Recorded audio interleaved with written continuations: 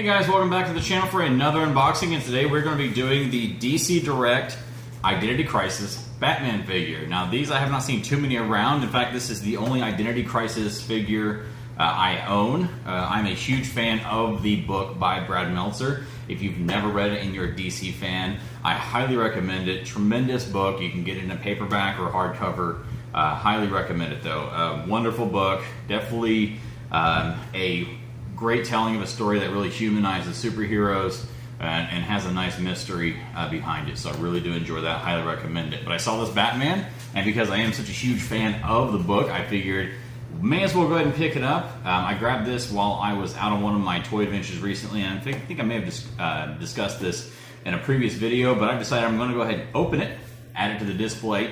I do have a few other DC Direct Batman and Superman figures, so this one will go nicely with those, including my Arkham Asylum Batman without the cowl. So, the package we're going to look at that first.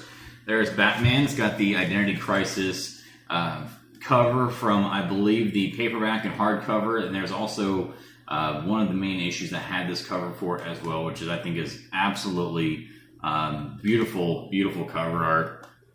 I cannot get enough of Michael Turner artwork, so definitely very cool. Now on the back here, you got a shot of all the characters from this particular set. This is a Series 1 set. It's very cool. Superman, Batman, Flash, and Green Arrow. Very cool. The Superman to me looks a little odd, so I probably wouldn't bother getting that one. But the Green Arrow may be something I try to hunt down a later time and add to my collection because I am such a Green Lantern fan. I do enjoy and appreciate the past that the character Oliver Queen as Green Arrow shares with Hal Jordan Green Lantern.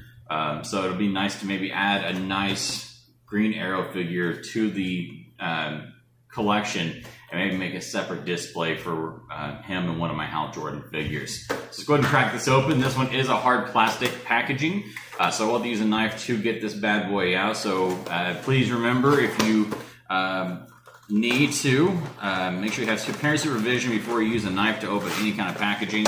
I obviously can't be like, hey, just go do this, and then you cut yourself, and they say, well, it's your fault, you recommended it. No, I don't. Fortunately, I know what I'm doing, therefore, I can, as well as I'm an adult, so, you know, I'm not really sure who I would cry to if I hurt myself. Definitely wouldn't be my mom.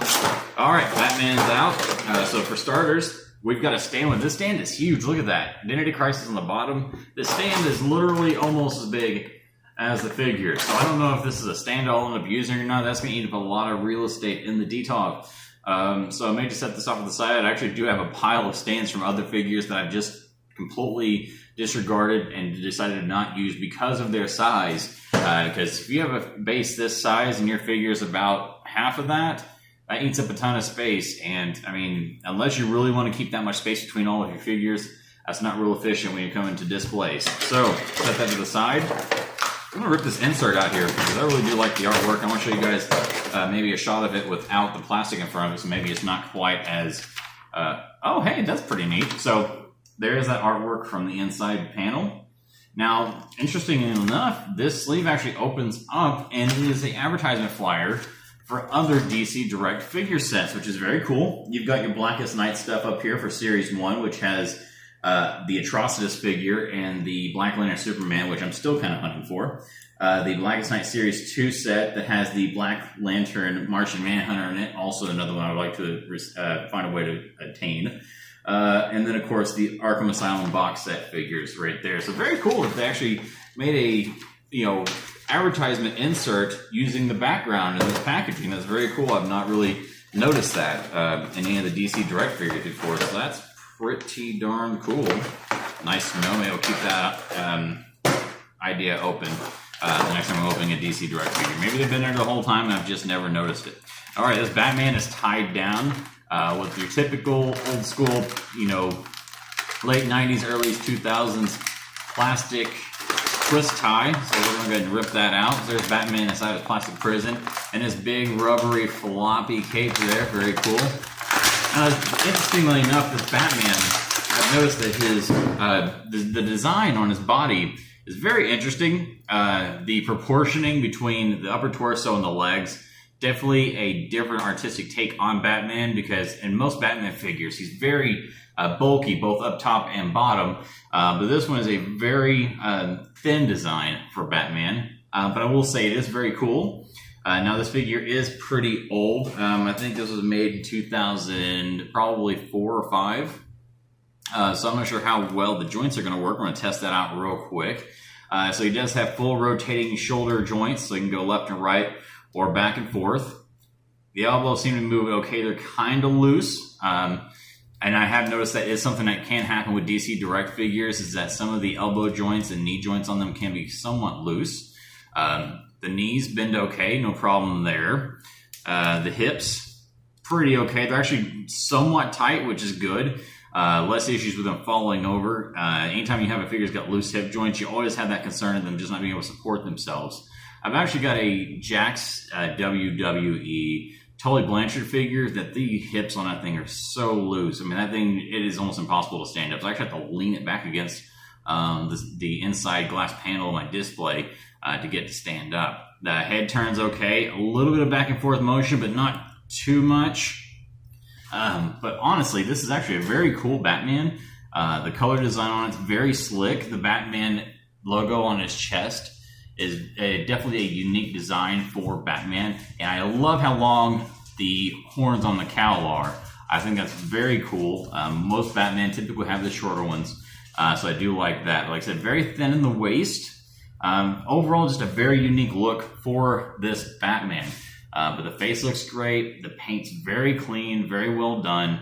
I think the cape is awesome. That rubber material, it's almost a lot like the same material that and it's actually very thin for a rubber, so it does have a little more flexibility to it than, let's say, the Justice Superman figure that I opened recently. So very cool. This Batman is going to look great on the display. And just for kicks, we're going to see how well he stands on this base they put with it.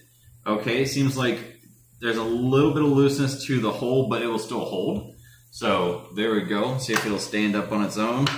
Oh, if I'm not over here knocking it right off. Okay, so good. Stands great. Stand works well. Joints in this figure, for an old figure, this thing actually still moves pretty well. Not a lot of stickiness to it. There's a little bit of what feels like residue on the inside of the cape here. If I rub my finger like that, I can almost feel what feels like a filmy residue, but it's not too bad. It's not like my Blackest Night figures that had that problem real bad on some of them. But all in all, this figure is very cool. It'll be very nice to add this to my display. All right, guys, so that's going to do it for this unboxing and review. Thank you for checking out the video. Remember to check me out over at Instagram and follow me there at Collecting Raj. And also, remember to follow and subscribe to my YouTube channel. Like a video. Feel free to leave a comment anytime. I do try to respond as often as possible. And remember, once we get to 100 subscribers, I will be doing some form of giveaway / drawing to U.S. residents to kind of say thank you for getting to that milestone. But that's going to do it for this Identity Crisis Batman figure unboxing and review. Thank you guys very much for checking out the video, and you have yourselves an awesome weekend.